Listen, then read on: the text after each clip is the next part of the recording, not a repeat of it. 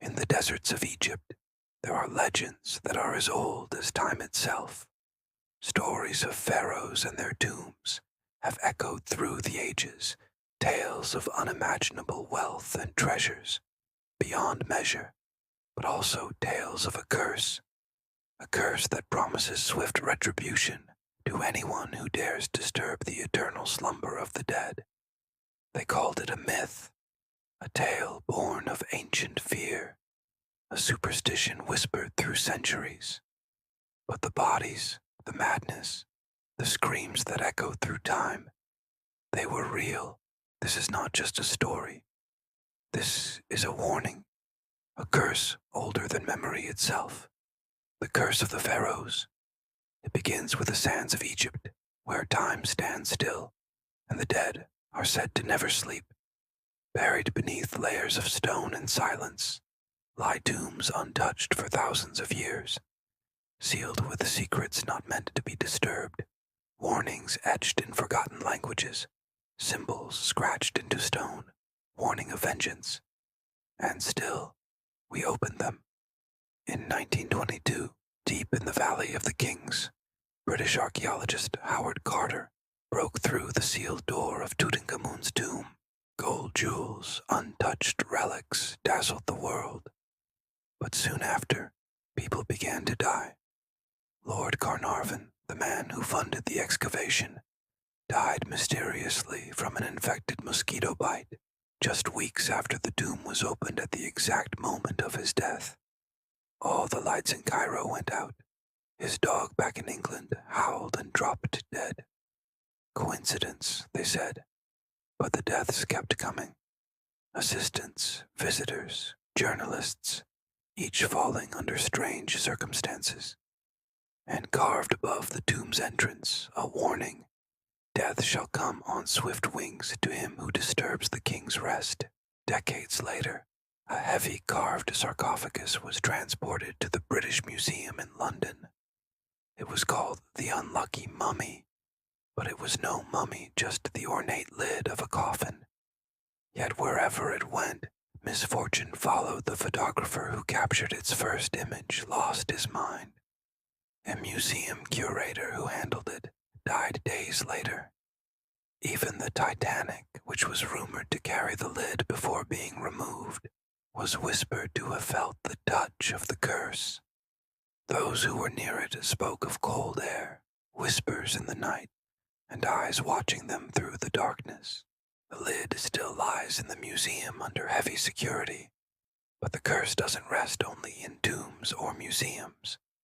In the mist of the 20th century, German archaeologist Max von Opheim unearthed an ancient Egyptian statue, rumored to depict a forgotten deity.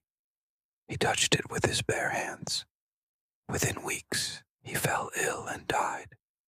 His body riddled with a mysterious infection no doctor could explain. Others who touched the same artifact suffered strokes, hallucinations, even suicide. One worker screamed for nights, saying he saw eyes blinking in the stone, and that the statue whispered to him in a voice he didn't recognize. Inside some of the most prestigious museums in the world, guards and staff whisper about strange occurrences: footsteps in empty halls, sudden cold winds, and alarms triggered in sealed rooms. One night a curator swore he saw a mummy blink. Another heard low chanting echoing through the walls.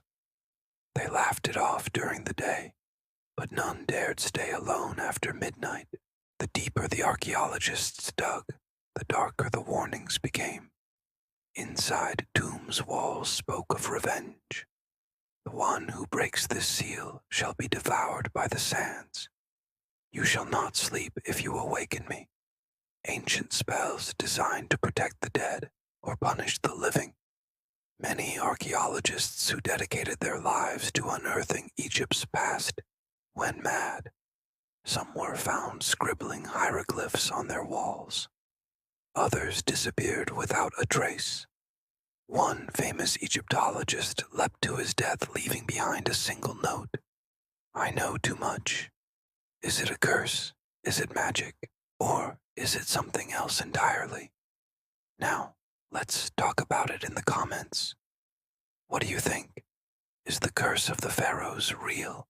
Or is there a logical explanation for these mysterious occurrences? Share your thoughts below. And while you're at it, don't forget to hit that like button if you're new here. Subscribe for more spine-chilling tales.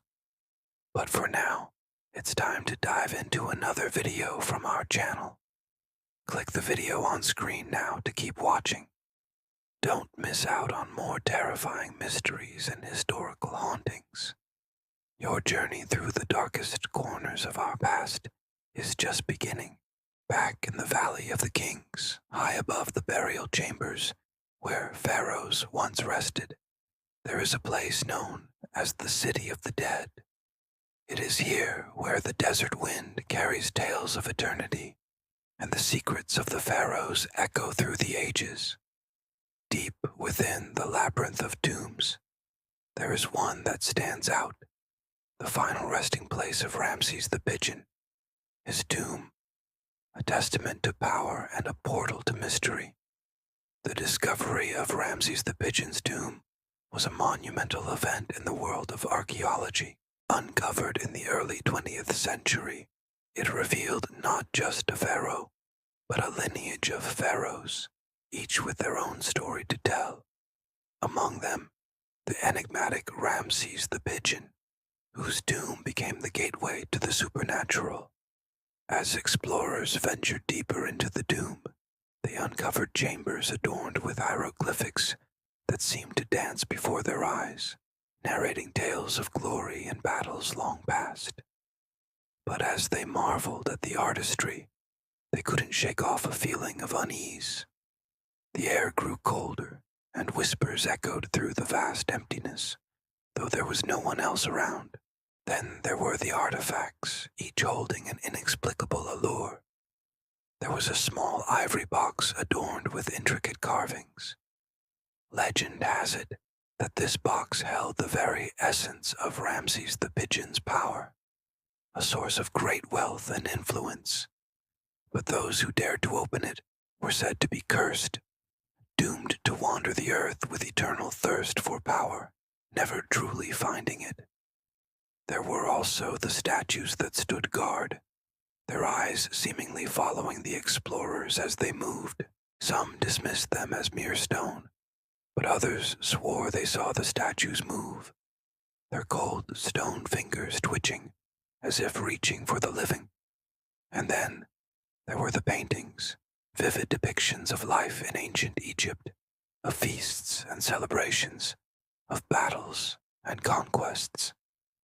But some of the paintings were different. They showed creatures from nightmares, beings with the bodies of men and the heads of animals, their eyes glowing with an otherworldly light. These were the demons that lurked in the shadows, the guardians of the underworld, and they seemed to be watching the explorers' every move. But perhaps the most disturbing discovery was the hidden chamber, accessible only by a secret passageway, known only to the initiated. Inside there was an altar made of black granite, and upon it a collection of strange instruments, some sharp, some jagged, and some with a design that defied comprehension.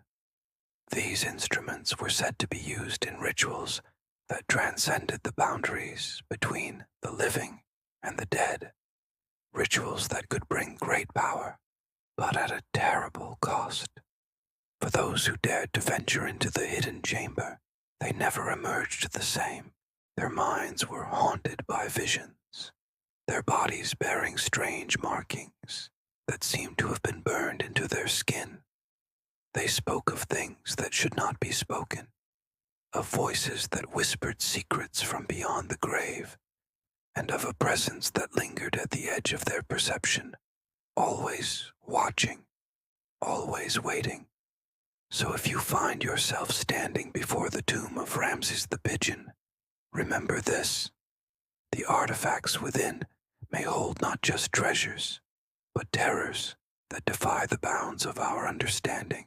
The choice to uncover them is yours, but tread carefully, for the Pharaohs may be gone, but their power remains. Deep within the catacombs of the city of the dead, the air grows thick with anticipation.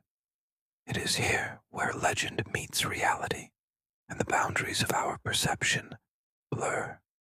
For here is where the final resting place of Tutankhamun, the boy king, awaits. As you step into the dimly lit chamber, you can almost hear the whispers of the past echoing around you. The walls are adorned with hieroglyphics that seem to writhe before your eyes, telling the tale of a young pharaoh whose reign was both glorious and shrouded in mystery.